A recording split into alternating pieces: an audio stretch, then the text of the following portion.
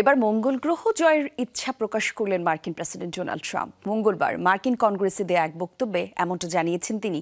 Trump বলেন, মহাকাশে বিশ্ব মানবতাকে নেতৃত্ব দেবে যুক্তরাষ্ট্র, আর সেই লক্ষ্যে একদিন মঙ্গল গ্রহের মাটিতে উঠবে যুক্তরাষ্ট্রের পতাকা।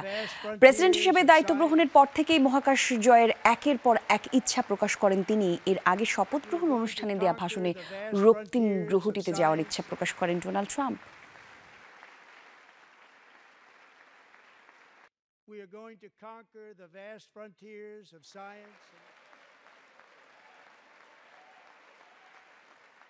Said we are going to আমরা বিজ্ঞানের বিশাল সীমানা জয় করতে যাচ্ছি। মহাকাশে মানবতাকে নেতৃত্ব দেবে যুক্তরাষ্ট্র। মঙ্গল গ্রহে আমরা যুক্তরাষ্ট্রের পতাকা উড়াবো, এমনকি তার বাইরেও যাওয়ার চেষ্টা করব।